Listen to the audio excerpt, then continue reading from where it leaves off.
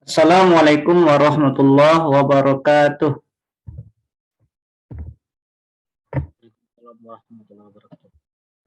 Apakah bisa dengar suara saya dengan jelas? Bisa. Bisa ya. Ya.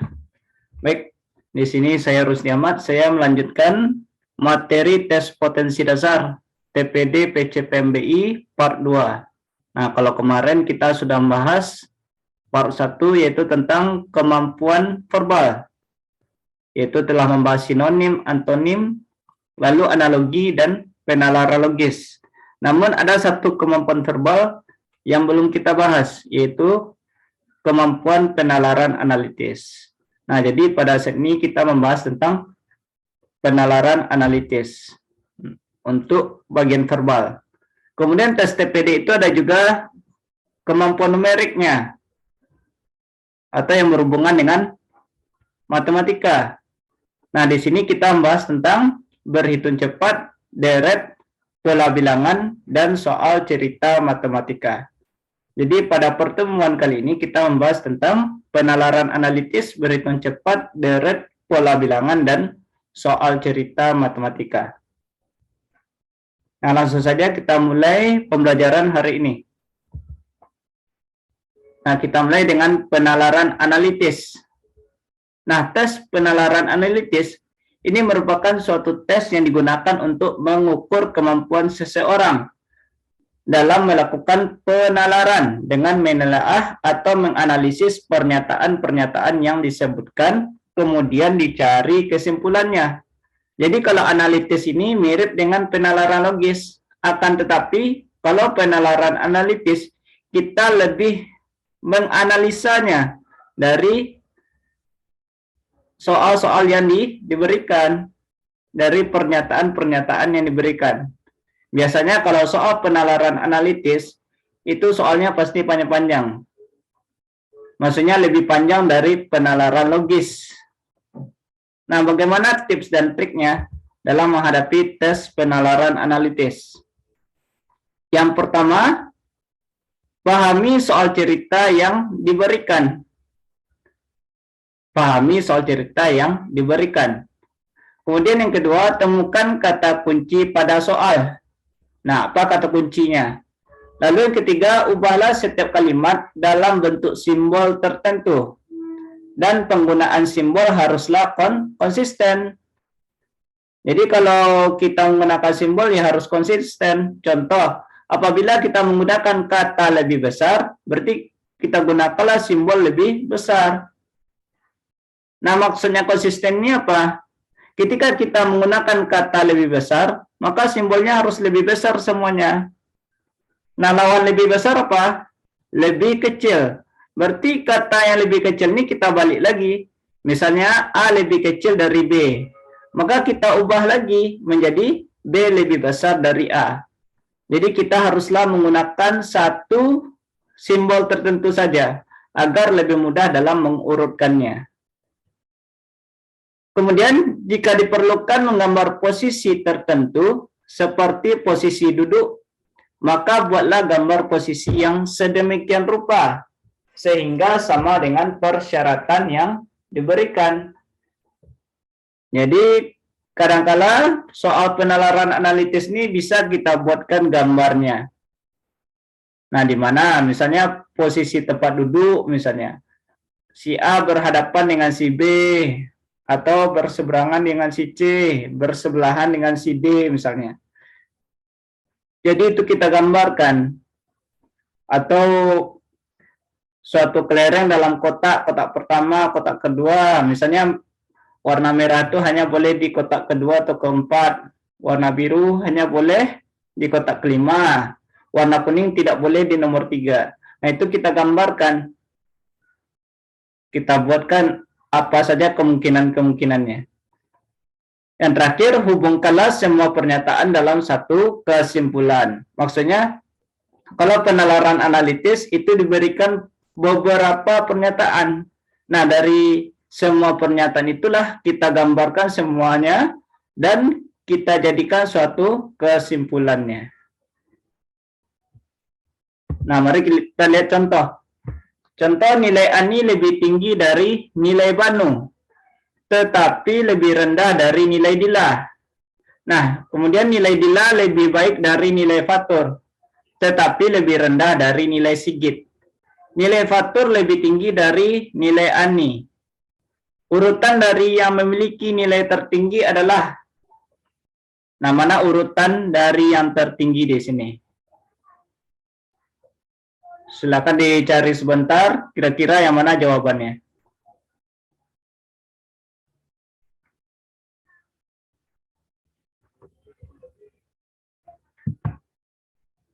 Apakah kelihatan di layarnya materi yang diberikan? Kelihatan, Kak. Ya, kelihatan ya. Ya, silakan dicoba contoh yang pertama ini.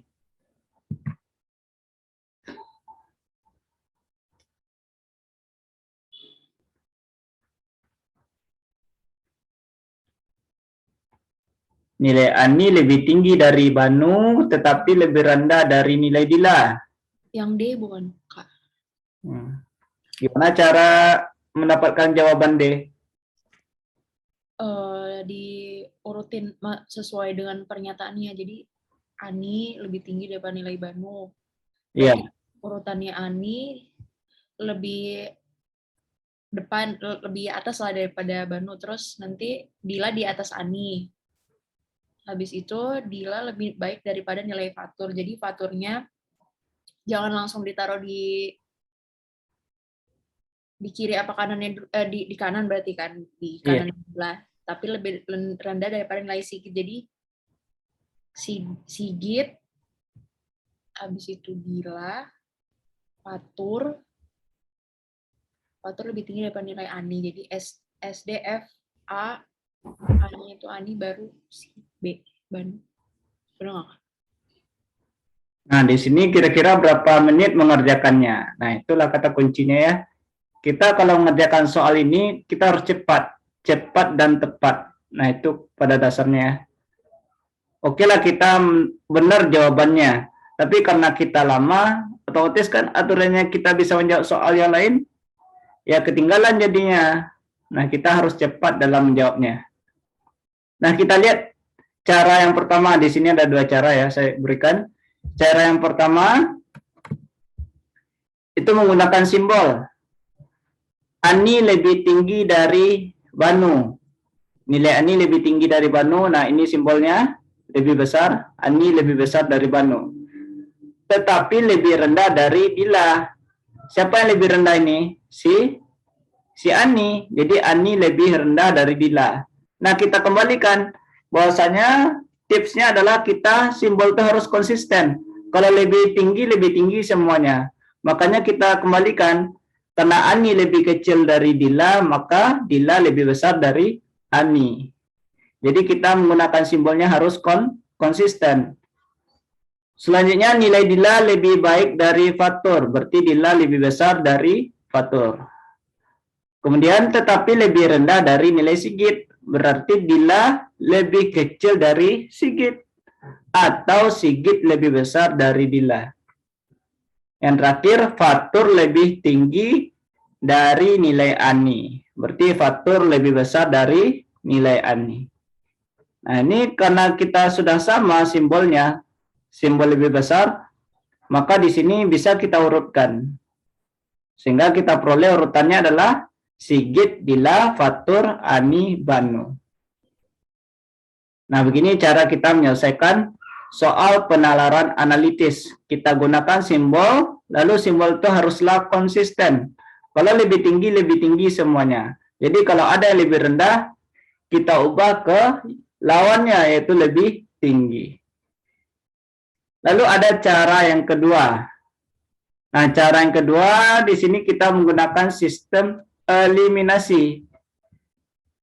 Nah, mana jawaban yang pasti salah? Nah, yang pasti salah itu kita hapus.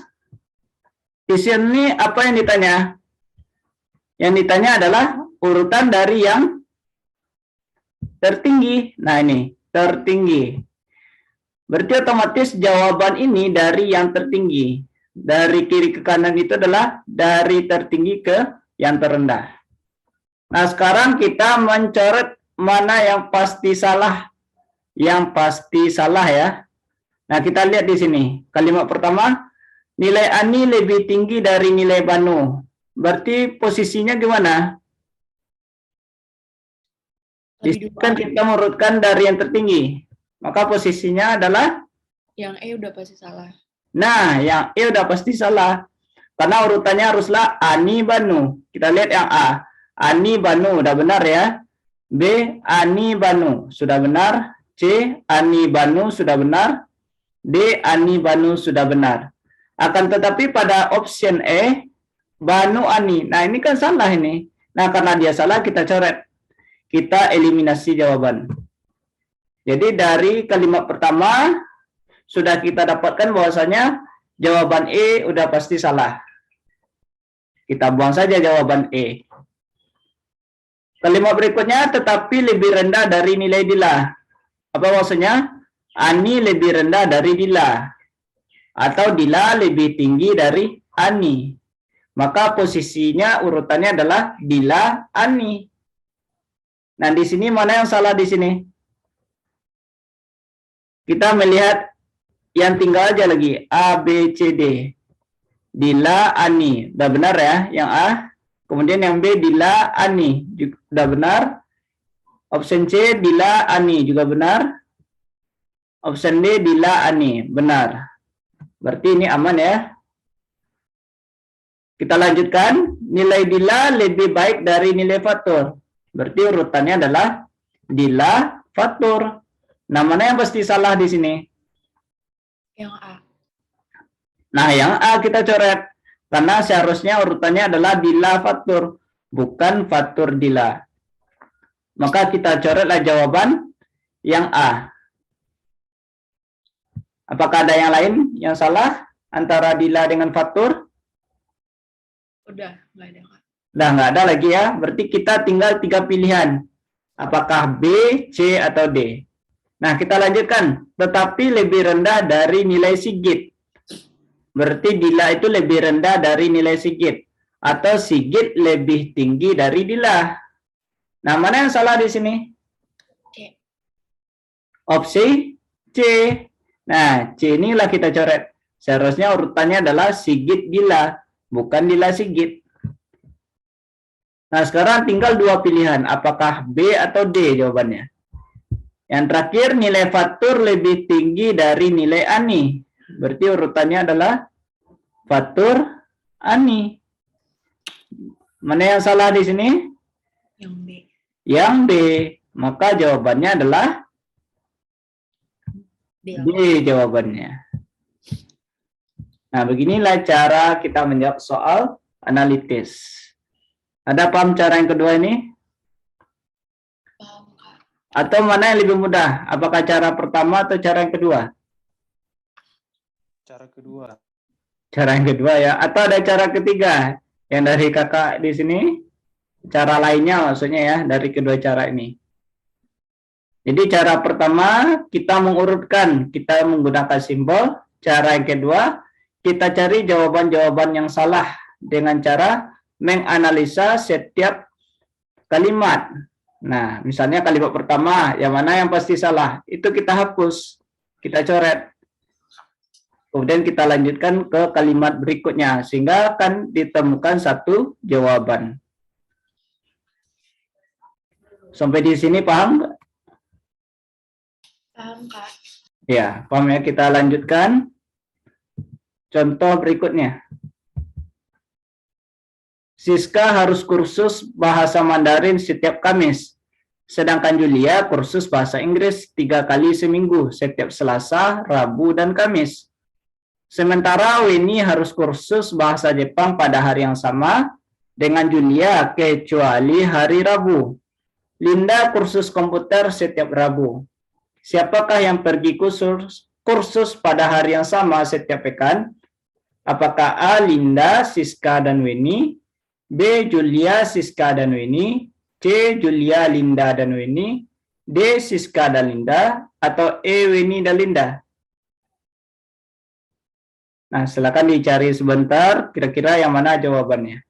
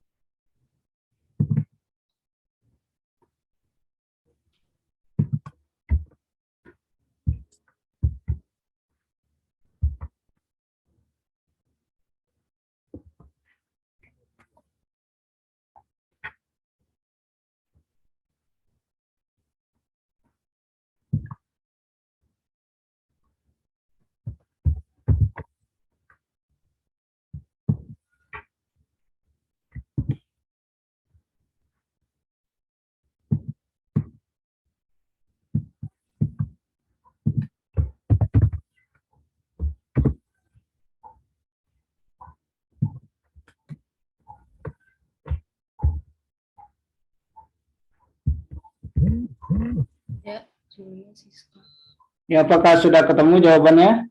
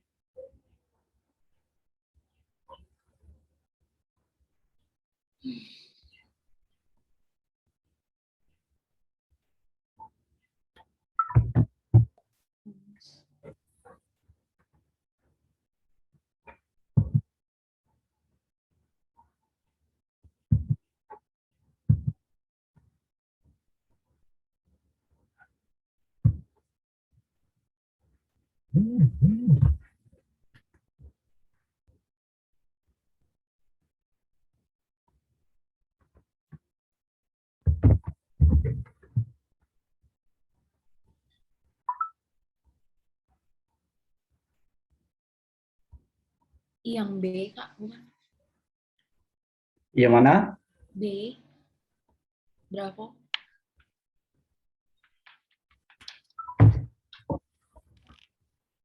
Nah, kita coba lihat ya. Nah, untuk pembahasan soal ini, kita kelompokkan berdasarkan jadwalnya. Nah, di sini. Misalnya pada hari Selasa, di sini katanya Siska harus kursus bahasa Mandarin setiap hari Kamis. Berarti Siska kita letakkan pada hari Kamis. Sedangkan Julia kursus bahasa Inggris 3 kali seminggu, setiap Selasa, Rabu, dan Kamis. Berarti Julia itu pada hari Selasa, Rabu, dan Kamis nih. Sementara Weni harus kursus bahasa Jepang pada hari yang sama dengan Julia, kecuali hari Rabu. Nah, Julia ini kan ikutnya pada hari Selasa, Rabu, dan Kamis. Sementara Weni itu nggak ikut pada hari Rabu, berarti Weni itu hanya ikut pada hari Selasa dan Kamis. Yang terakhir, Linda ikut pada hari Rabu, berarti kita letakkan Linda pada hari Rabu. Nah, di sini kita lihat bahwa yang pergi kursus pada hari yang sama setiap pekan yaitu, nah yang cocok di sini adalah B. Siska, Julia, dan Weni, yaitu sama-sama pergi pada hari Kamis. Jadi jawabannya adalah B. Contoh berikutnya, nah lampu 5 watt merek X lebih terang daripada lampu 5 watt merek Z. Lampu 5 watt merek Y kurang terang dibandingkan lampu Z. Nah, mana kesimpulannya? Apakah A, lampu merek X adalah lampu yang paling terang dibandingkan yang lain? B, lampu merek Z kurang terang dibandingkan lampu merek Y? C, ketiga lampu memiliki daya yang sama? D, lampu merek Z lebih terang daripada lampu merek X?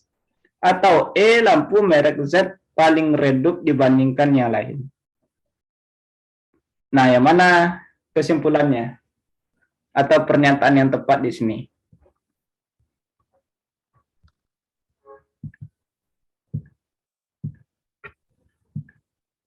A, lampu merek X lebih terang dibandingkan yang lain. Nah, gimana cara menjawabnya di sini untuk mendapatkan jawaban A? Atau apakah ada jawaban yang lain?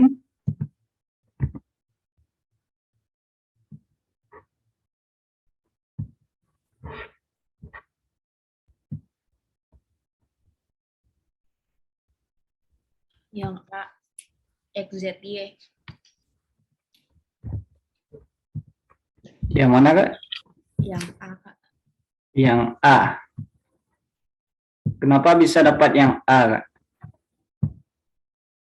Dari pernyataannya X lebih terang daripada Z. Terus pernyataan kedua, yang Y kurang terang dibandingkan lampu Z. Berarti posisinya Y lebih bawah lagi ya pada Z.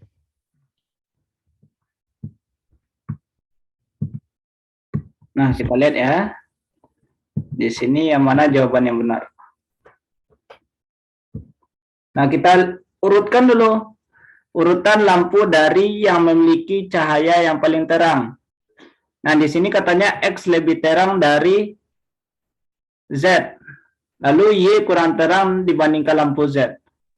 Nah, maka urutannya adalah X, Z, Y. Nah, dengan demikian, pernyataan yang benar adalah lampu merek X adalah lampu yang paling terang dibandingkan yang lain. Maka jawabannya adalah A ya. Lampu merek X adalah lampu yang paling terang dibandingkan yang lain.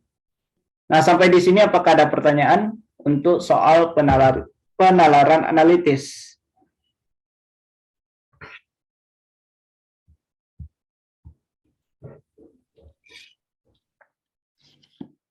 Jadi kalau soal penalaran analitis ini kita harus bisa mengurutkannya, harus bisa menganalisa dari setiap pernyataan-pernyataan yang diberikan. Jadi selesai sudah untuk kemampuan verbal. Nah, kemudian kita lanjutkan dengan kemampuan numerik yang berhubungan dengan matematika. Nah, kita awali dengan berhitung cepat. Namanya saja di sini berhitung cepat. Jadi kalau berhitung cepat nggak ada berhitungnya yang lama. Begitu maksudnya ya. Berhitung cepat itu harus cepat kita mengerjakannya. Kenapa? Karena dalam suatu tes itu satu soal itu tidak sampai waktunya 1 menit. Jadi kita harus cepat menjawabnya. Oleh karena itu ketika ketemu soal itu langsung kita jawab, hitungan detik saja. Nah, kalau bisa untuk soal berhitung cepat ini jangan menggunakan kertas buram. Ibaratnya apa? Dengan cara melihat kita bisa menemukan jawabannya. Ini yang diharapkan pada tes berhitung cepat. Nah, yang pertama kita harus tahu dulu operasi bilangan, operasi Kabataku. Nah, ini sudah kita kenal ya, operasi Kabataku. Kemudian perkalian atau pembagian tanda sejenis itu menghasilkan tanda positif. Maksudnya positif kali positif hasilnya positif. Nah, itu yang sejenis, negatif kali negatif hasilnya positif. Contoh, 4 kali 5 sama dengan 20, min 3 kali min 4 sama dengan 12. Jadi kalau tandanya sejenis, maka hasilnya positif. Ini sekedar mengulang untuk operasi Kabataku. Adapun perkalian atau pembagian tanda berbeda jenis atau berlawanan, misalnya positif dengan negatif, negatif dengan positif, nah itu menghasilkan tandanya negatif kalau dia berlawanan tanda. Contoh, min 2 kali 4 sama dengan min 8. Kemudian 6 dibagi min 3 sama dengan min 2. Nah, berarti hasilnya berupa negatif. Karena dia berlawanan tanda ya, maka hasilnya berupa tanda negatif. Adapun urutan penggunaan operasi hitung atau urutan dalam mengerjakan operasi Kabataku. Nah, yang pertama kerjakan operasi yang terdapat di dalam kurung. Kemudian yang kedua, perkalian atau pembagian setara. Maka kerjakanlah dari kiri ke kanan. Yang terakhir, barulah kita kerjakan operasi penjumlahan atau pengurangan. Penjumlahan dan pengurangan ini juga setara. Kerjakan dari kiri ke kanan. Nah, kita lihat contoh. Di sana contohnya adalah 1 tambah 5, nah itu di dalam kurung. Lalu dikurang 12 dibagi 3 tambah 4 kali 5. Nah, berdasarkan urutan pengerjaannya, maka kita kerjakanlah hitungan yang ada di dalam kurung, yaitu 1 tambah 5. Berarti 1 tambah 5 sama dengan 6. Kemudian kita salin angka yang ada di atasnya, 6 kurang 12 bagi 3 tambah 4 kali 5. Nah, min 12 dibagi 3. Kenapa bukan 6 kurang 12? Karena kita harus menggunakan kaidah ini, pengurutan ini. Kita kerjakanlah perkalian atau pembagian, bukan penjumlahan atau pengurangan. Jadi jangan sampai terkecoh. Maka langkah selanjutnya kita lakukan operasi perkalian dan pembagian. Yaitu min 12 dibagi 3 sama dengan min 4. Lalu 4 kali 5 sama dengan 20. Yang terakhir 6 kurang 4 tambah 20. Nah, ini hasilnya adalah 22. Maka jawaban dari ini adalah 22.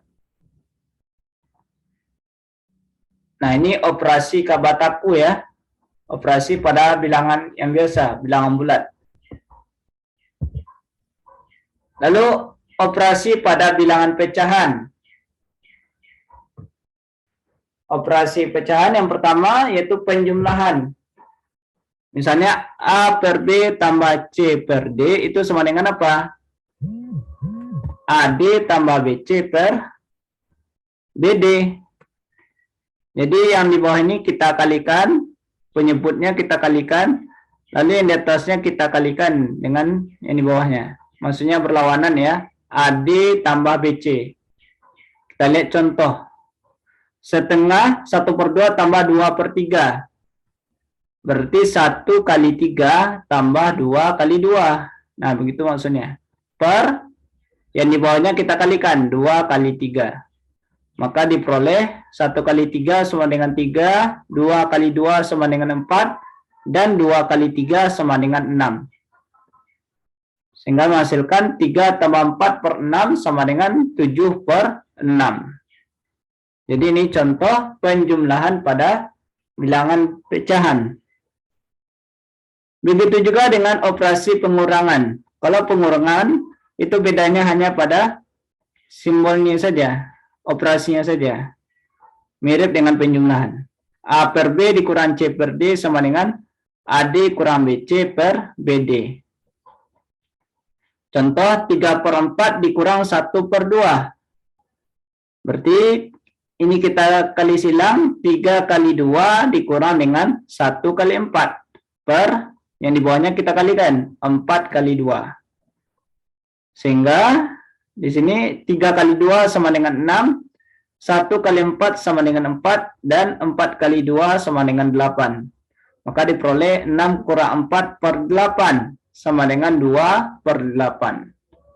Maka jawabannya adalah 2 per 8. Kemudian operasi perkalian pada pecahan. Yaitu A per B kali C per D sama dengan. Nah, di sini langsung saja kita kalikan. Pembilang sama pembilang, penyebut sama penyebut. 3/5 dikali 2/7. Nah, ini contohnya. Maka yang di atasnya 3 kali 2, ini bawahnya 5 kali 7. Nah, langsung saja kita kalikan. 3 kali 2 sama dengan 6, 5 kali 7 sama dengan 35. Maka hasilnya adalah 6 per 35. Nah, adapun untuk pembagian, nah ini harus hati-hati. Jangan langsung membagi ya.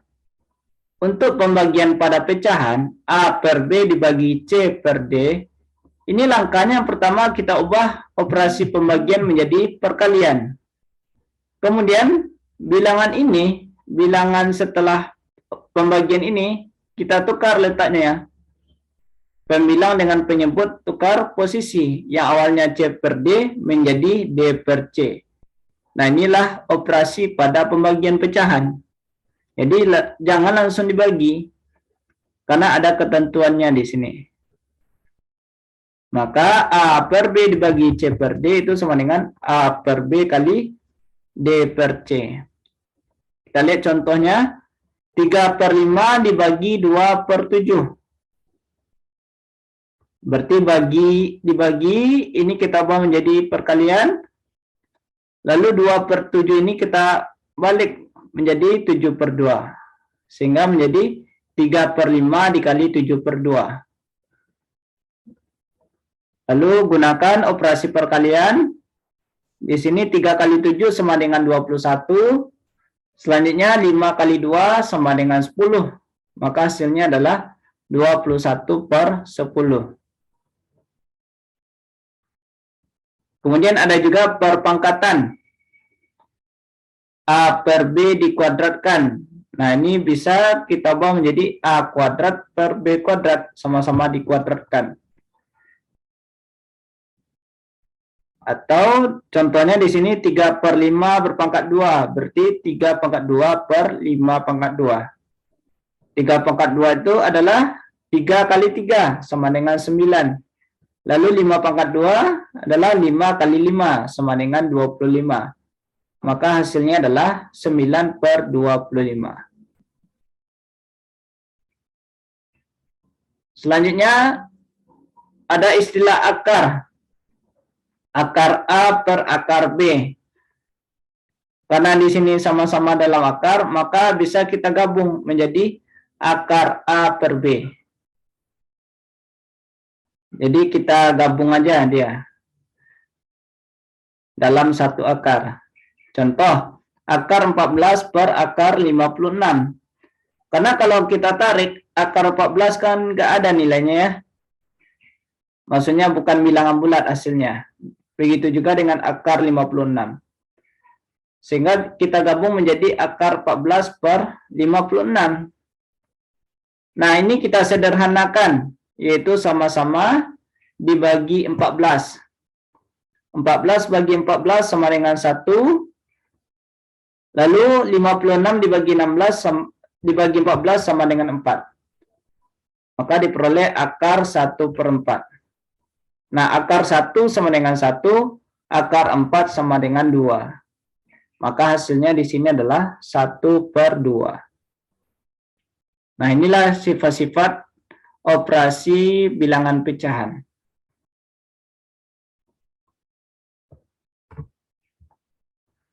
Kemudian kita lanjutkan. Nah, ini yang paling sering kali muncul. Yaitu ada beberapa bilangan, itu bisa kita ubah bentuknya. Yang dikatakan dengan pecahan istimewa. Karena pecahan istimewa ini udah pasti nilainya. Nggak boleh berubah-ubah nilainya. Nah, dan ini haruslah dihafalkan pecahan istimewa ini. Karena memudahkan kita dalam menghitung suatu operasi yang diberikan. Nah, contoh 1 per 2 ini kan udah pasti nilainya 0,5 kan? Nggak mungkin dia berubah. Jadi kalau ketemu soalnya 0,5, ya udah langsung aja kita buat 1 per 2 atau sebaliknya. Dan 0,5 ini sama dengan 50%. Begitu juga dengan pecahan 1 per 4.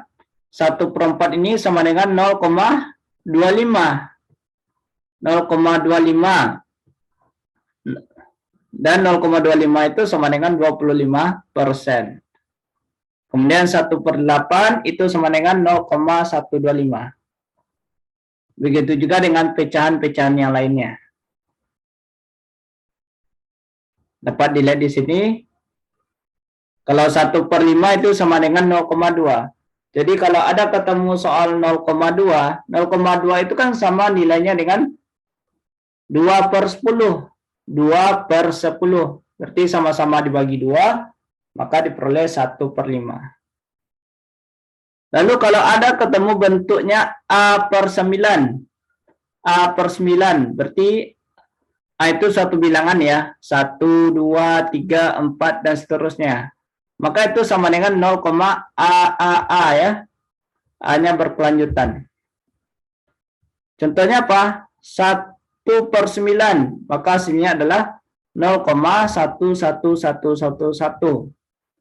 Kalau 2 per 9 berarti 0,22222. Begitu juga dengan yang lainnya.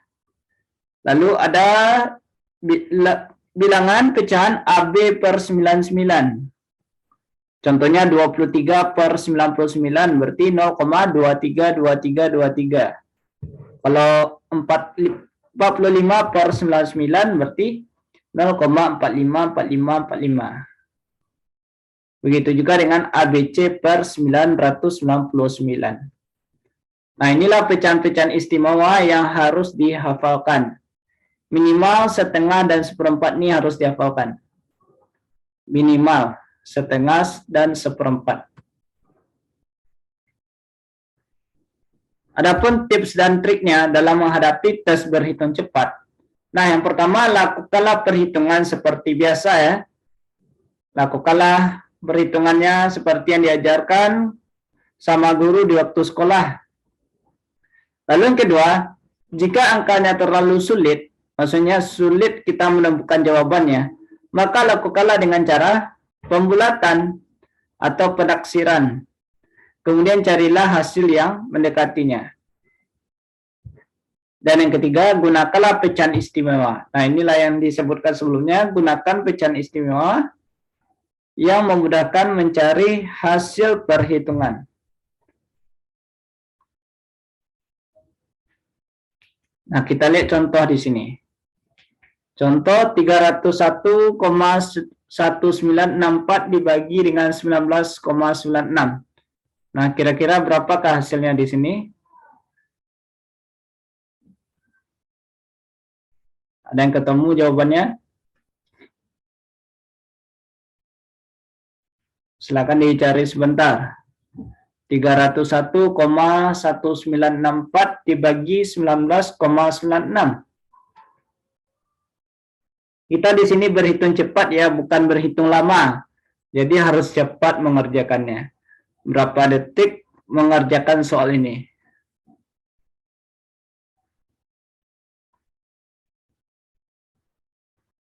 Kalau bisa, tidak lebih dari 30 detik. Nah, usahakan tidak menggunakan kertas buram. Nah, apakah sudah ketemu jawabannya?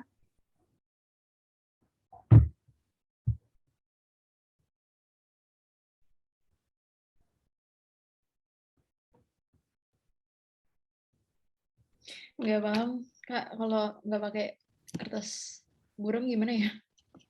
Nah, gimana caranya? Kita di sini mengusahakan tidak menggunakan kertas buram. Tapi kalau menggunakan kertas buram yang nggak apa-apa, kita lakukan cara biasa. Cuman masalahnya kadang membutuhkan waktu yang lama. Nah, namanya saja di sini berhitung cepat, ya harus cepat mengerjakannya. Hitungan detik langsung ketemu jawabannya.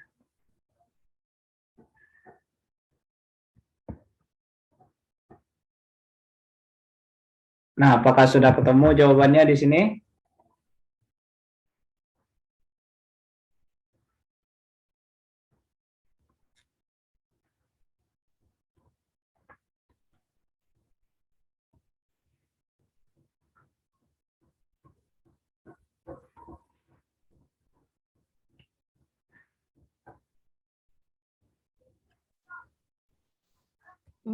D. Yang mana? D, Kak. D. Delta. Delta. Apakah ada jawaban yang lain? Caranya gimana, Kak? Untuk mendapatkan jawaban D? Aku bulatin aja jadi 301 bagi 19. 300 bagi 20 tuh. Nah, betul. 300 dibagi 20. Nah, inilah triknya. Gunakan perkiraan. 301,1964 dibulatkan menjadi 300. Lalu yang satunya lagi dibulatkan menjadi 20. Kemudian 300 dibagi 20 sama dengan 15. Ya udah, kita cari jawaban yang mendekati 15. Jadi dengan kata lain, ini kan sebenarnya dengan cara melihat kita sudah bisa menemukan jawabannya, alias tanpa menggunakan kertas buram. Nah, begitu maksudnya. 300 dibagi 20. 300 bagi 20, nolnya bisa dicoret. 30 dibagi 2 sama dengan 15. Ya udah, langsung aja kita cari jawaban yang mendekati 15. Maka jawabannya adalah D, 15,09. Paham ya, Kak? Kita di sini harus cepat mengerjakannya. Nah, contoh berikutnya 0,25 kali 16.688.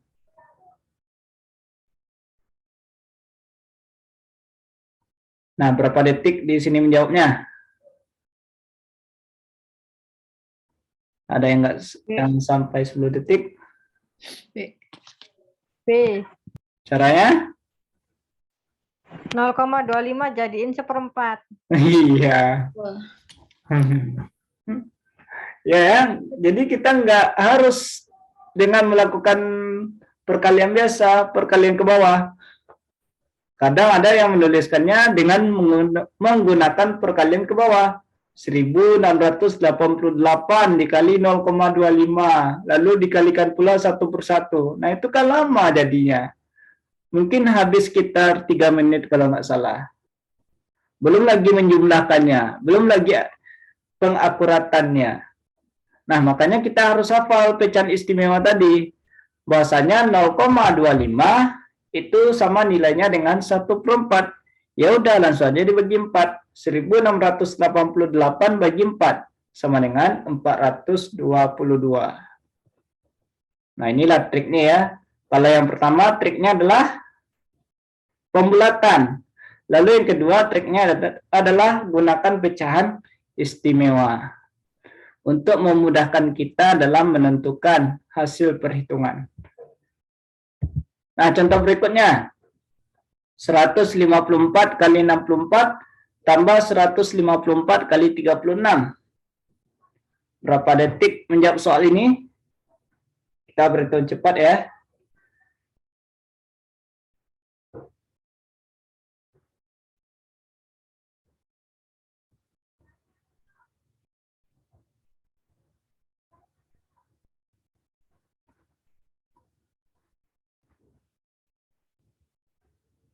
D.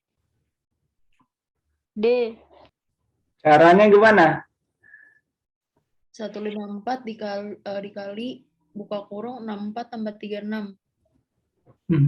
Jadi 154 kali 100. Itu ya, Kak? 154 dikali 100. Ya, kita gunakan sifat distributif. Benar ya? Jadi angka 154 ini kita keluarkan, kemudian kita jumlahkan antara 64 dengan 36. Maka diperoleh 154 dikali 100 sama dengan 15.400. Jadi jawabannya adalah D, 15.400.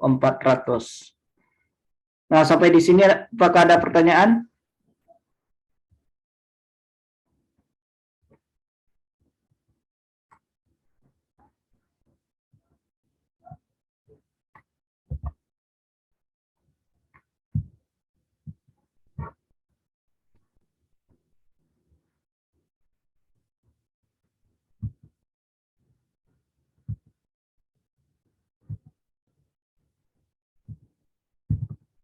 Nah, jika tidak ada, coba kerjakan soal latihan berikut nih. Nah, di sini ada 5 buah soal.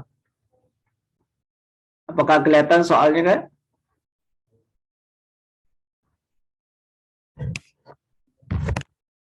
Silakan dikerjakan 5 soal latihan. Soal latihan berhitung cepat.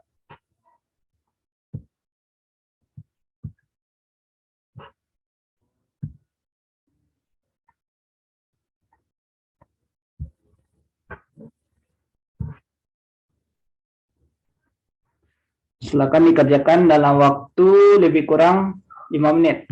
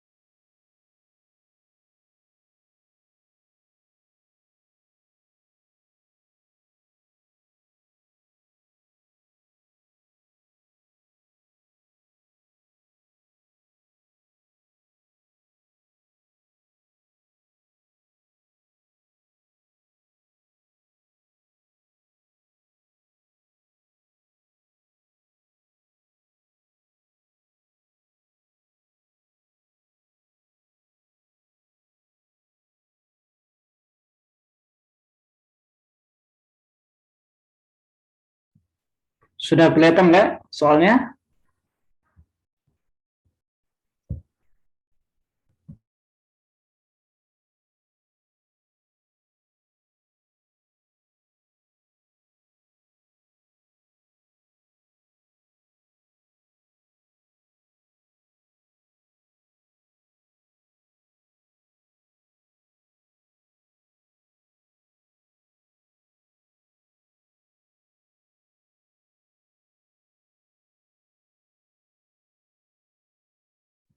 Apakah sudah selesai dikerjakan? Sudah, Kak. Nah, Kak Anastasia sudah selesai ya. Di sini ada 5 soal. Nah, berapa lama dalam mengerjakan ini?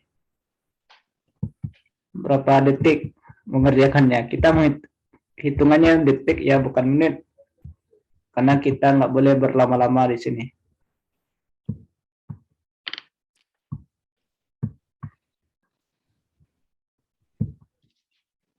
Udah sampai detik, Kak. Hmm. Mungkin 1-2 menit. 1-2 menit. Satu soal Enggak, semuanya. semuanya. Iya. Kalau rata-rata satu soalnya berapa lama waktunya mengerjakannya? 5-10 detik sih seharusnya. Tapi tadi sempat mikir di nomor 5 sih. Tapi Kenapa tadi nomor 5? setelah ingat rumus yang tadi Kakak bilang itu sebelumnya, Ya. ternyata seharusnya lebih cepat. Nah, itu berarti membantu ya pecahan istimewa. Iya. Seharusnya semenit bisa sih. Iya. Usahakan kalau ada ketemu soal seperti ini, jadi usahakan dalam waktu lebih kurang 1 menit itu sudah bisa menjawabnya. Kalau bisa nggak sampai 30 detik. Dan diharapkan dalam mengerjakan soal berhitung cepat.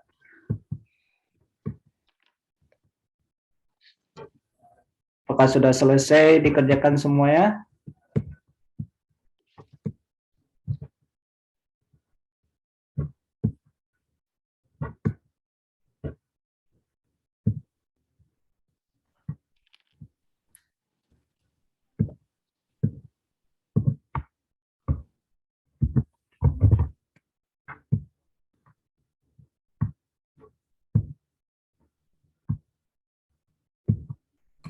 Silakan dituliskan jawabannya di kolom chat. Jadi kita tahu nanti berapa benarnya, jumlah benarnya dan jumlah salahnya. Maksudnya kita sudah mengerjakan soal latihan berhitung cepat.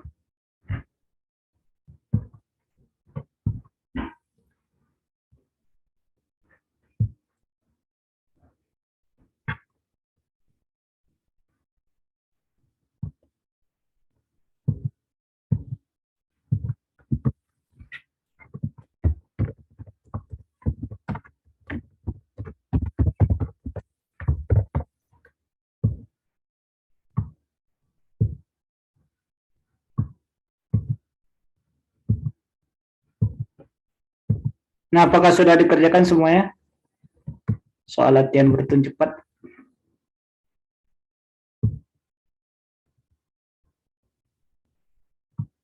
Udah. Nah, Koda langsung saja kita bahas soal latihannya. Untuk soal nomor 1 kira-kira apa jawabannya? Untuk soal nomor 1.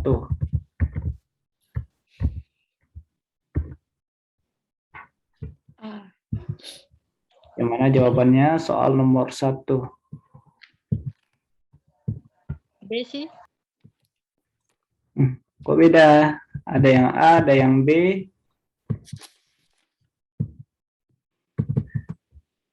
Soalnya 444,88 dibagi 88,4.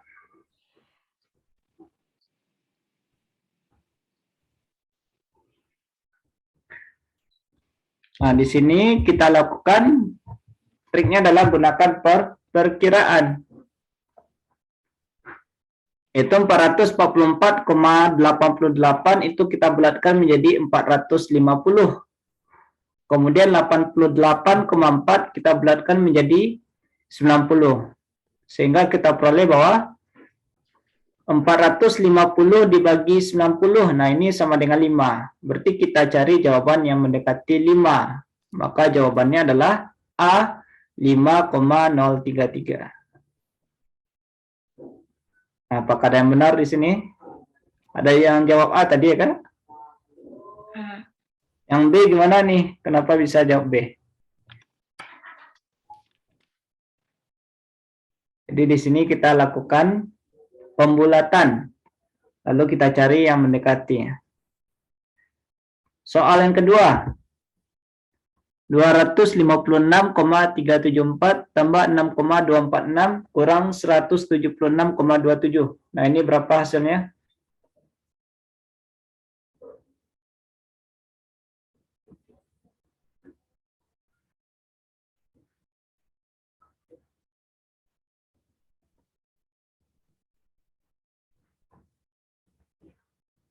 Berapa detik dalam mengerjakan soal ini?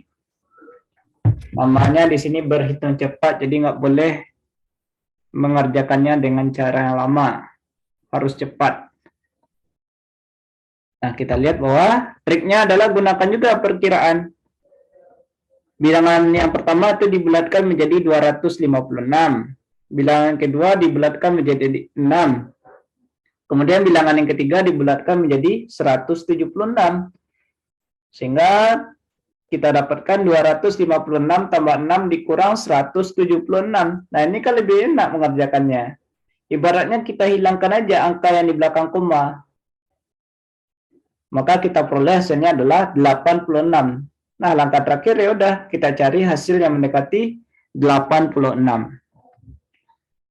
Jadi mendekati 86 ini adalah 86,35. Maka jawabannya adalah C. 86,35.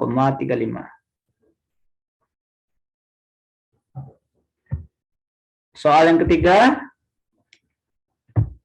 Nilai dari 2014 dikurang 2055 dikurang 2088 dikurang 2199. Lalu ditambah dengan 2087 dikurang 2015 ditambah 2200 ditambah 2057 adalah. Nah, ini berapa hasilnya? Apakah A-1, B0, C1, D2, atau E2013? Nah, bagaimana cara kita mengerjakan soal nomor 3 ini? Yang kita bahas di sini cara mengerjakannya ya. Karena di sini kita berhitung cepat. Bagaimana cara kita menyelesaikan soal perhitungan dengan cepat. Kalau bisa tidak menggunakan kertas buram. Nah, caranya di sini adalah kita kelompokkan dengan angka-angka yang berdekatan maksudnya.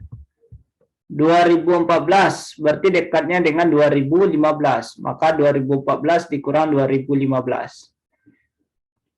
Kemudian 2055 itu dekatnya dengan 2057.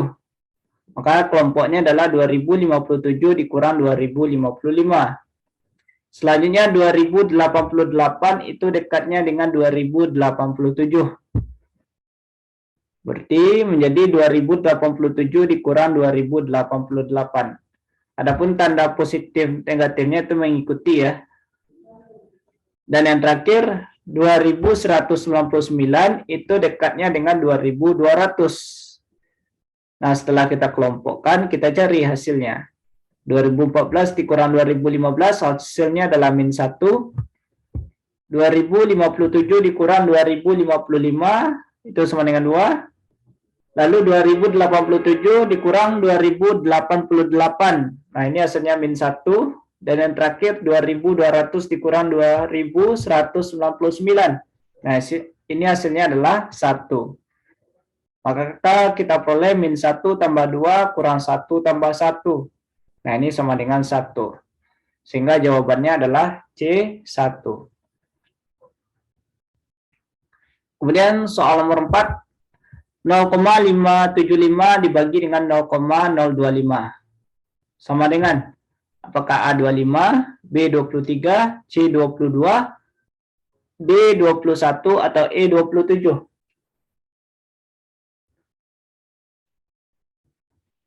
Kita lihat bahwa di sini kedua bilangan itu kita kalikan 1000. Maka kita peroleh 575 dibagi 25. Nah, ini langsung saja kita bagi dengan 25. Sehingga hasilnya adalah 23. Jadi jawabannya adalah B23. Lalu soal yang terakhir, 999% dari 0,637 adalah apakah A 63, B 64, C 63,7, D 0,637 atau E 6,37. Triknya, nah kita ingat lagi pecahan istimewa. Kalau 0,AAA itu sama dengan A per 9. Kalau 0,ABABAB itu sama dengan AB per 99. Dan kalau 0,ABCABCABC itu sama dengan ABC per 999. Jadi 999% dari 0,637. Nah, ini angka desimal dari 0,637 itu kita ubah menjadi 637 per 999. Ini aturan dari pecahan istimewa tersebut.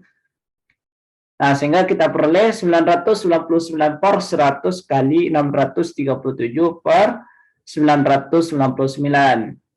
Nah, angka 999 itu kita coret.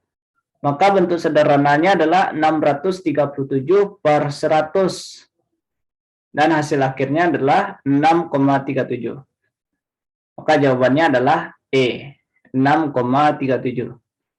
Nah, apakah ada yang benar semua di sini? Untuk latihan soal berhitung cepat. Atau salah satu, atau salah dua. Kalau ada yang masih salah, mudah-mudahan nantinya tidak salah lagi ya, karena di sini sudah kita berikan tips dan triknya. Alhamdulillah benar semua ya. Masih tetap semangat nih Kak belajarnya? Semangat. Masih semangat ya. Ya, kita sudah membahas tentang berhitung cepat. Nah, kemudian kita lanjutkan dengan materi deret. Nah, deret yang pertama ada istilahnya deret Fibonacci. Ini kadang sering keluar juga ya, deret Fibonacci. Deret ini adalah deret bilangan di mana bilangan berikutnya adalah hasil penjumlahan dua bilangan sebelumnya. Contoh 1, 1, 2, 3, 5. Nah, angka 2 ini kita peroleh dari penjumlahan bilangan sebelumnya, yaitu 1 tambah 1 sama dengan 2. Kemudian 1 tambah 2 sama dengan 3. 2 tambah 3 sama dengan 5. Maka ini dikenal dengan istilah deret Fibonacci. Maka suku berikutnya adalah 3 tambah 5. Nah ini 3 tambah 5 sama dengan 8. Sehingga angka berikutnya adalah 8. Ini model yang pertama dari deret angka, yaitu deret Fibonacci.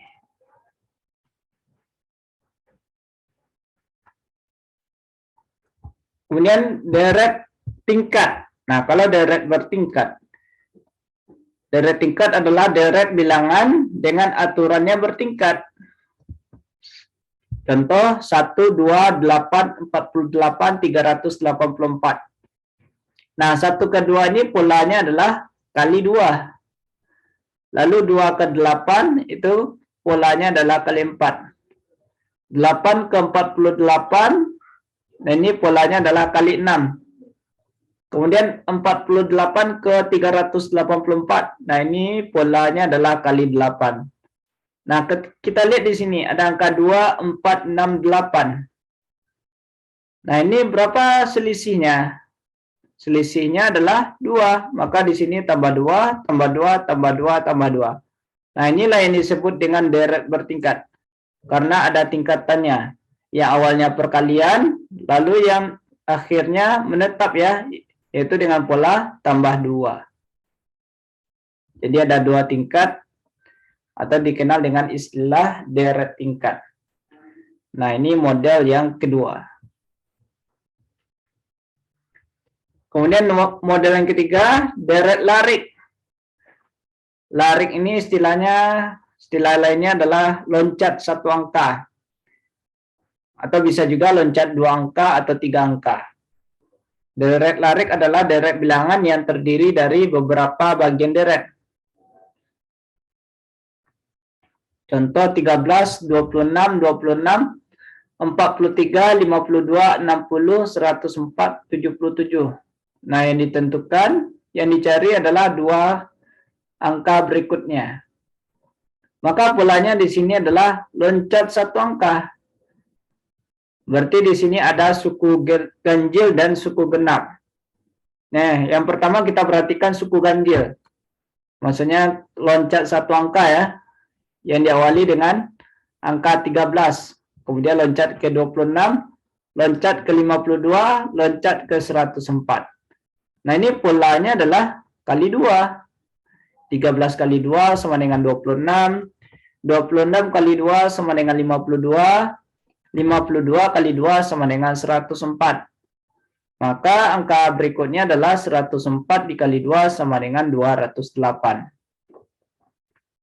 Adapun untuk suku genap atau suku lainnya, nah kita lihat polanya. 26 ke 43 yaitu tambah 17. Kemudian 43 ke 60 yaitu tambah 17. Dan 60 ke 77 juga tambah 17. Maka angka berikutnya adalah 77 tambah 17 sama dengan 94. Jadi 2 angka berikutnya adalah 208,94.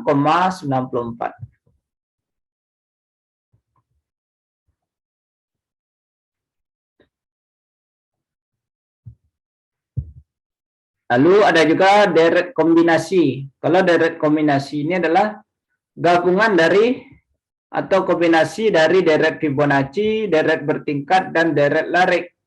Contoh, 2, 3, 3, 5, 6, 9, 11, 15, 18. Kemudian tentukan 2 angka berikutnya. Nah, kita lihat di sini, bahwasanya deret ini menggunakan kombinasi antara deret bertingkat dan deret larik. Larik itu loncat ya, loncat 1 angka. Nah, 2 ke 3, 3 ke 6, 6 ke 11, 11 ke 18. Dan yang ini juga merupakan deret bertingkat. Karena ada 2 tingkat. Baik suku ganjil maupun suku genap. 2 ke 3 itu tambah 1, 3 ke 6 tambah 3, 6 ke 11 tambah 5, lalu 11 ke 18 tambah 7. Berarti 1, 3, 5, 7 ini adalah tambah 2. Maka suku berikutnya haruslah tambah 9. Sehingga di sini 18 tambah 9 sama dengan 27. Kemudian suku genap 3, 5, 9, 15. 3 ke 5 yaitu tambah 2, 5 ke 9 yaitu tambah 4, 9 ke 15 yaitu tambah 6. Kita lihat bahwa di sini polanya tambah 2, tambah 4, tambah 6. Berarti di sini haruslah tambah 2. Sehingga di sini tambah 6 tambah 2 sama dengan 8. Maka suku genap berikutnya adalah 15 tambah 8 sama dengan 23. Jadi hasilnya adalah 23,27.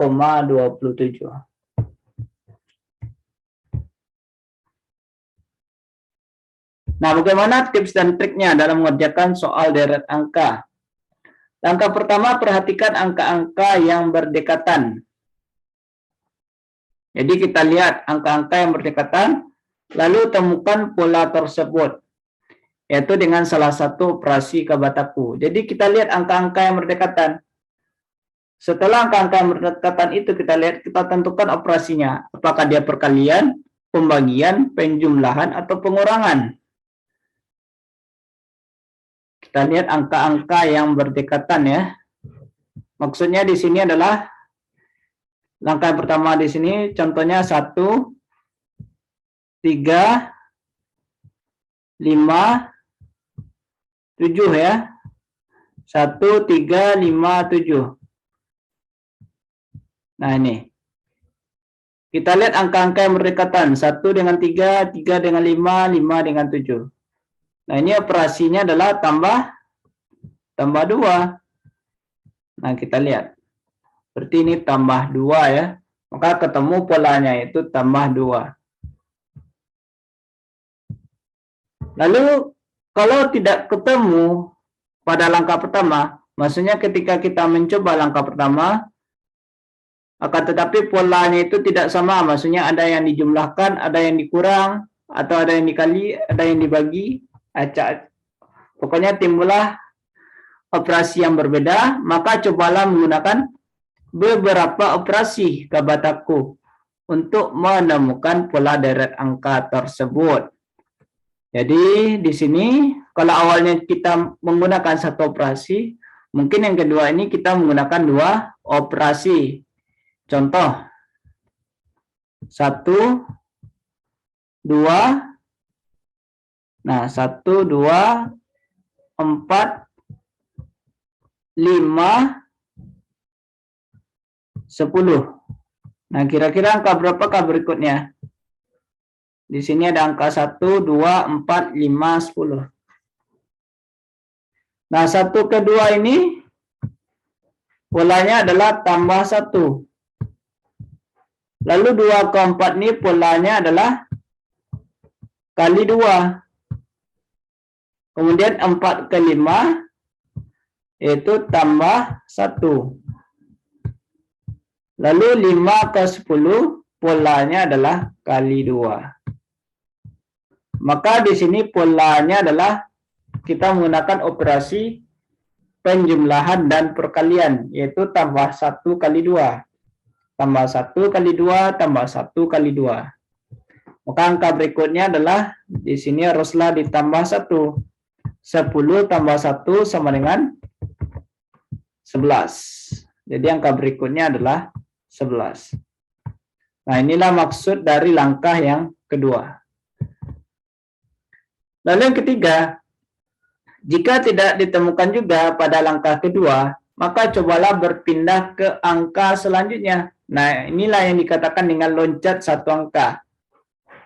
Yang dikenal dengan istilah loncat satu angka atau deret larik. Kemudian temukan pola tersebut. Lakukan hal yang sama untuk angka yang belum mendapatkan pola. Berarti di sini ada 2 suku ya. Maksudnya suku genap, suku ganjil, dan suku genap. Nah, contoh. Misalnya 1, 2, 5. Nah, kemudian 5,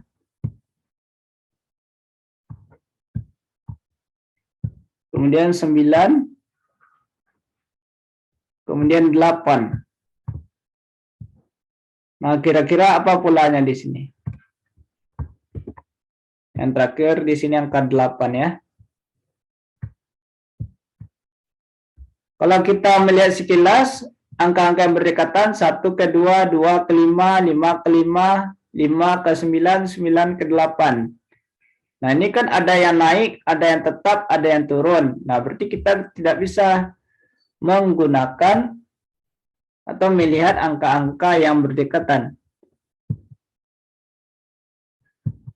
Maka di sini kita haruslah loncat satu angka, yaitu 1 ke 5, 5 ke 9. Di mana polanya di sini adalah tambah 4. Adapun untuk suku lainnya 2 ke 5, 5 ke 8, yaitu tambah 3. Nah, inilah maksud dari langkah yang ketiga. Kalau tidak ketemu dengan cara kita melihat dua angka yang berdekatan, maka mencobalah loncat satu angka. Inilah maksud dari langkah yang ketiga. Lalu langkah yang keempat, jika tidak ditemukan juga pada langkah ketiga, maka cobalah berpindah dengan loncat dua angka. Nah, ini caranya sama ya. Mirip dengan loncat satu angka, cuma bedanya dia loncat dua angka. Dan yang terakhir, jika tidak ditemukan juga pada langkah yang keempat, maka masing-masing angka tidak bisa dihubungkan dengan angka yang lain. Hal ini berarti setiap angka pada deret tersebut memiliki suatu rumus tertentu. Seperti barisan bilangan kuadrat, atau barisan bilangan berpangkat 3, atau barisan Fibonacci. Maksudnya di sini adalah barisan atau deret tersebut memiliki rumus tertentu. Contoh, di sini 1, 8, 27, 64. Nah, kira-kira angka berapakah berikutnya di sini? Ada angka 1, 8, 27, 64.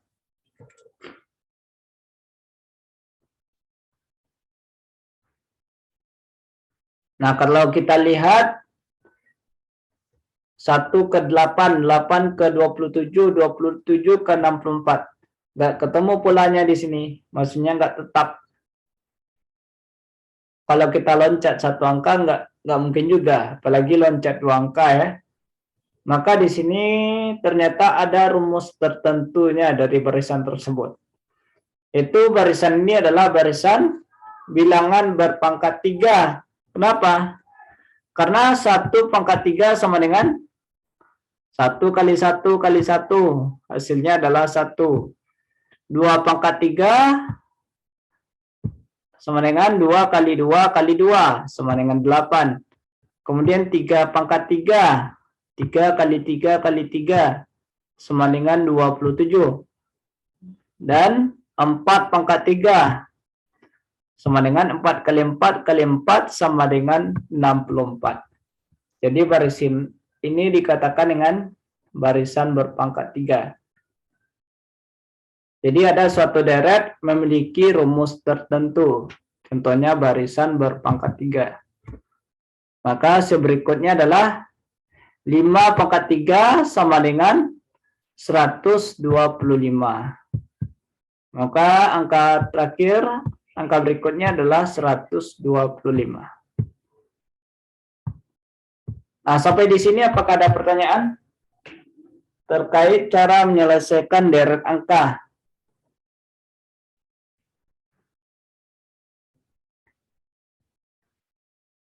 Jadi langkah yang pertama, carilah satu operasi Kabataku dengan cara melihat angka-angka yang berdekatan. Kalau tidak bisa dengan satu operasi, gunakan dua operasi. Apakah penjumlahan dengan perkalian, penjumlahan dengan pengurangan, perkalian dengan pembagian, atau yang lainnya. Kalau tidak ketemu juga, coba loncat satu angka. Lalu nggak ketemu juga, loncat dua angka. Kalau nggak ketemu juga, berarti dia ada rumus tertentu dari soal tersebut. Seperti barisan bilangan berpangkat 3.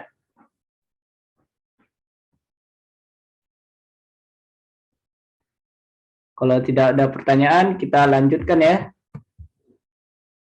Kalau tadi kita berbicara tentang deret angka, sekarang deret huruf. Kadangkala ada soalnya keluar dalam bentuk huruf. Deret huruf pada prinsipnya sama dengan deret angka. Cuman bedanya di sini ditampilkan atau disajikan dalam bentuk huruf. Nah, cara menyelesaikannya adalah ubahlah masing-masing huruf ke bentuk angka. Kemudian tentukan pola deret tersebut. Nah, cara menentukan polanya sama dengan pola deret angka. Nah, berikut inilah tabel daftar huruf. Jadi huruf A itu kita simbolkan atau kita nyatakan sebagai 1. B itu 2, C 3, D 4, E 5, dan seterusnya. Hingga huruf Z, huruf yang terakhir, yaitu huruf ke-26. Jadi kalau deret huruf, maka langkah pertama adalah ubahlah huruf tersebut dalam bentuk angka. Kita sesuaikan angkanya. Setelah itu kita cari polanya. Contohnya di sini huruf H, K, N, Q. Nah, kira-kira dua huruf berikutnya huruf apa? Di sini kita ubah masing-masing huruf ke bentuk angka. Yaitu huruf H kita ubah menjadi 8, huruf K kita ubah menjadi 11, N menjadi 14, Q menjadi 17. Nah, kita lihat angka 8, 11, 14, dan 17. Ini kita tentukan polanya, dan polanya di sini adalah tambah 3. Maka angka berikutnya 17 tambah 3 sama dengan 20, dan 20 tambah 3 sama dengan 23. Nah, karena di sini deret huruf, maka haruslah jawabannya berupa huruf. Maka langkah terakhir kita adalah kita cari huruf yang ke-20 dan 23. Nah, dari tabel ini, huruf yang ke-20 adalah huruf T. Huruf T. Dan huruf yang ke-23 adalah huruf W. Maka jawabannya adalah huruf T dan W. Kalau prinsipnya sama dengan deret angka ya, deret huruf ini bedanya kalau deret huruf ditampilkan dalam bentuk huruf. Jadi seperti inilah cara kita menyelesaikan deret huruf. Nah, apakah ada pertanyaan terkait deret? Baik deret angka ataupun deret huruf.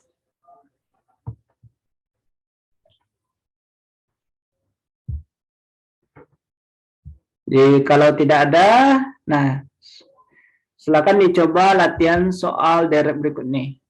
Nah, di sini ada 5 soal deret. Silakan dikerjakan dalam waktu lebih kurang 5 menit, 5 sampai 10 menit.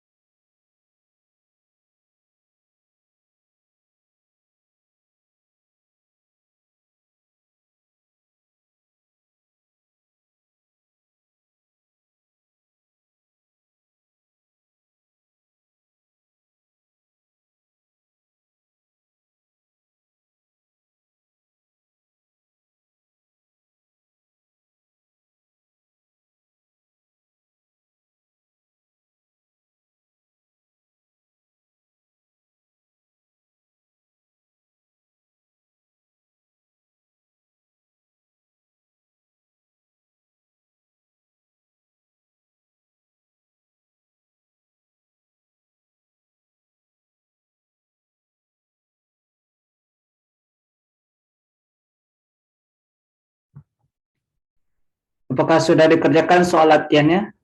Soal latihan deret sebanyak 5 buah soal.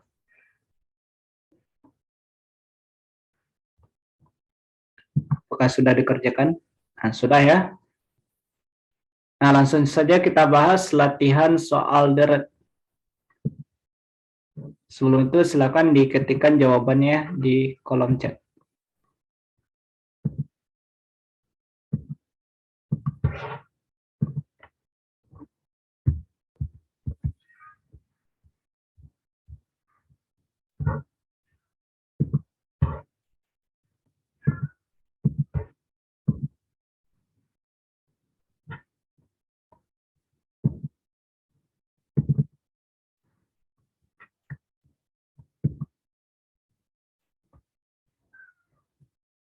Oh ya, nggak apa-apa. Tapi bisa mengikuti ya, Kak? Kak Alfian Fani.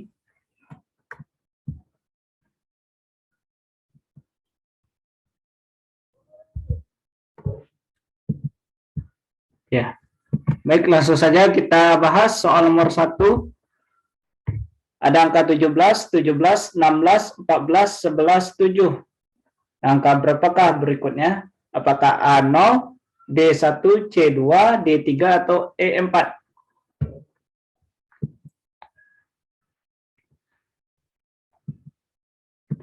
Nah, kita lihat di sini polanya. 17 ke 17 itu tambah 0 ya, atau kurang 0. Lalu 17 ke 16, min 1. 16 ke 14 dikurang 2. 14 ke 11 dikurang 3. 11 ke 7 dikurang 4. Nah, berarti di sini deret bertingkat. Dikurang 0, kurang 1, kurang 2, kurang 3, kurang 4, dan yang terakhir dikurang 5. Maka hasilnya adalah 7 kurang 5 sama dengan 2. Maka jawabannya adalah C2.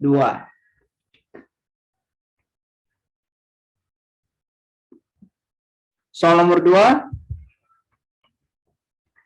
Ada angka 2, 3, 5, 8, 13, 21.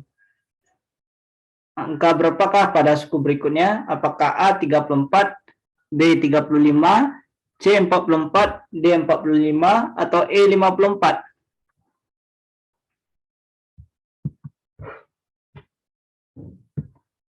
Nah, yang mana di sini jawabannya?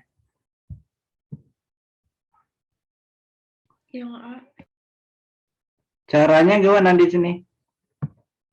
Caranya. 2 tambah 3, 3 tambah 5. 13 tambah 21. Ya, ini merupakan deret Fibonacci. Di mana angka berikutnya itu merupakan hasil penjumlahan pada 2 angka sebelumnya. 2 tambah 3 sama dengan 5, 3 tambah 5 sama dengan 8, 5 tambah 3 sama dengan 13, 8 tambah 13 sama dengan 21. Maka yang terakhir 13 tambah 21 sama dengan 34. Maka jawabannya adalah A34. Soal nomor 3. 2, 3, 3, 5, 6, 9, 11, 15, 18. Nah, berapakah 2 angka berikutnya? Apakah A 22,28, B 23,29, C 23,27, D 24,26, atau E 24,29?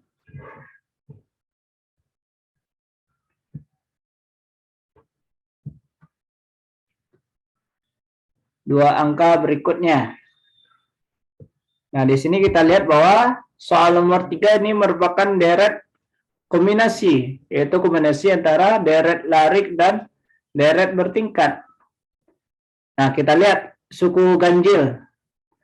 2 loncatnya ke 3, lalu loncat ke 6, loncat ke 11, loncat ke 18. Dengan pola tambah 1, tambah 3, tambah 5, tambah 7. Berarti ini ditambah dengan bilangan ganjil. Maka ganjil berikutnya adalah tambah 9. Sehingga kita peroleh 18 tambah 9 sama dengan 27. Adapun suku genap, suku lainnya 3 loncat ke 5, loncat ke 9, loncat ke 15. Dengan pola tambah 2, tambah 4, tambah 6. Berarti ini kan polanya penjumlahan dengan bilangan genap. Maka suku berikutnya haruslah ditambah 8. Yaitu 15 tambah 8 sama dengan 23. Jadi jawabannya adalah dua angka berikutnya yaitu 23 dan 27. Maka jawabannya adalah C, 23,27.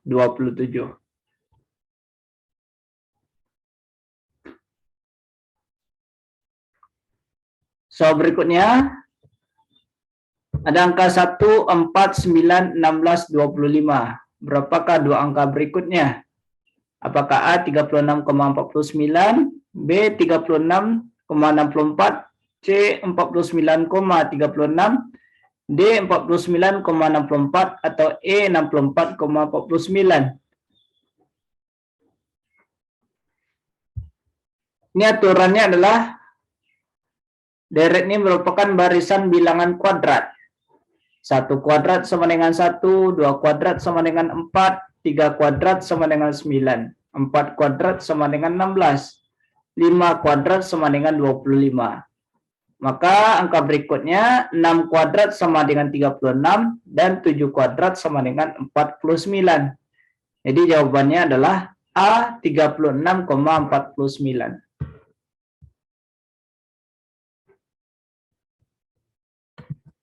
Soal nomor 5, terdapat angka 1, 2, 0, 3, min 1. Nah, berapakah angka berikutnya?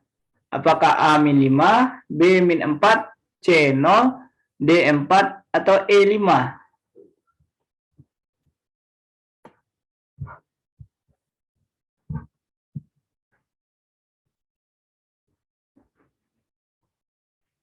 Yang mana jawabannya di sini?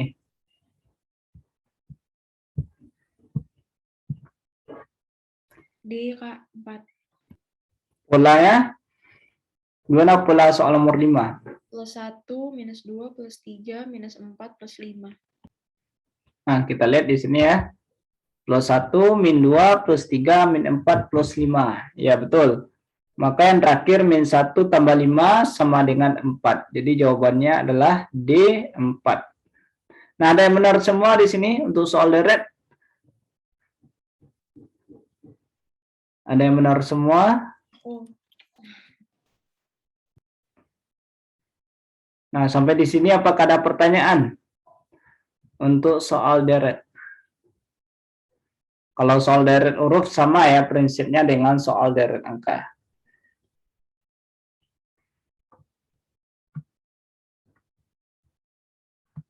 Nah, di sini saya mau bertanya apakah sudah bisa dibuka linknya? Link yang diberikan di dalam grup terkait rekaman Zoom. Ada yang sudah bisa dibuka linknya? Karena tadi katanya ada yang tidak bisa dibuka ya. Katanya ada izin aksesnya. Nah, nanti silakan dicoba diklik lagi linknya dan akan tampil muncul seperti ini. Nah, kalau ini merupakan rekaman Zoom. Jadi rekaman Zoom-nya ada di sini. Lalu untuk yang ini materi PCPMBI. Nah, kita klik di sini materi PCPMBI. Ini ada materi TPD. Nah, misalnya kakak mau belajar apa sekarang? Mau bahas soal apa? Nah, di sini lengkap semuanya ya. Ada materi dan ada bank soalnya. Kita lihat di sini misalnya kita belajar deret nih ya. Mau belajar deret, mau bahas latihan soal deret. Berarti kalau deret masuknya ke bagian numerik. Nah, kita ambil numerik, kita cari deret. Ada berhitung cepat, ada deret, ada perbandingan, ada soal cerita. Nah, kita klik deret. Nah, di bagian deret di sinilah ada materi dan ada bank soal. Kalau materi, klik materi. Kalau bank soal, klik bank soal. Bank soal di sini maksudnya ada latihan dan ada pembahasannya. Dan latihannya itu juga banyak ya. Bukan hanya satu paket saja. Ada bahkan sampai 4 paket. Ada paket A, paket B, paket C, paket D. Nah, nanti silakan dilihat lagi link yang diberikan. Silakan dilihat lagi terhadap materi dan bank soal yang ada di sini. Nah, kalau bahas soal verbal, nah klik verbal. Di sini ada sinonim, antonim, analogi, silogisme, dan analitis. Nah, misalnya mau belajar silogisme, penalaran logis, klik silogisme. Mau lihat materi, klik materi. Mau lihat bank soal atau latihan, klik bank soal. Kalau bank soal ini ada latihan dan ada pembahasannya. Jadi silakan dilihat lagi. Kalau figural itu berupa soal gambar. Nih. Jadi di sini ada rekaman dan ada materinya ya. Nah, misalnya kalau Zoom-nya kita sudah habis misalnya ya, mau menanyakan materi atau menanyakan soal, boleh berdiskusi di grup WA. Nah, itulah gunanya grup WA untuk bisa berdiskusi. Kalau ada ketemu soal yang sulit, boleh kita bahas bersama di grup WA. Atau kalau ada yang bertanya seputar rekrutmen BI juga boleh bertanya di grup WA. Nah, itulah gunanya grup WA agar kita saling berkomunikasi. Kak, Yap. izin tanya, ada apa ya bilangnya? Buat tes person organization fit itu kira-kira seperti apa ya gambarannya, Kak? Atau ada latihan soal-soalnya gitu? Oh ya, nanti ya, itu akan kita bahas pada malam ini juga. Nah, kalau kita sekarang fokus ke TPD, kalau untuk tes POV itu akan kita bahas nanti malam. Nah, akan kita bahas apa itu POV, gimana bentuk soalnya, gimana cara menjawabnya. Itu akan terbahas pada malam nanti. Baik, Kak. Iya. Jadi kita menuntaskan satu persatu terlebih dahulu. Kalau sekarang kita membahas TKD part 2. Nah, karena kita belum selesai, mungkin dilanjutkan kepada part ketiga yang akan dilanjutkan pada pertemuan besok. Kita tuntaskan semua materi TPD. Apakah ada pertanyaan lainnya?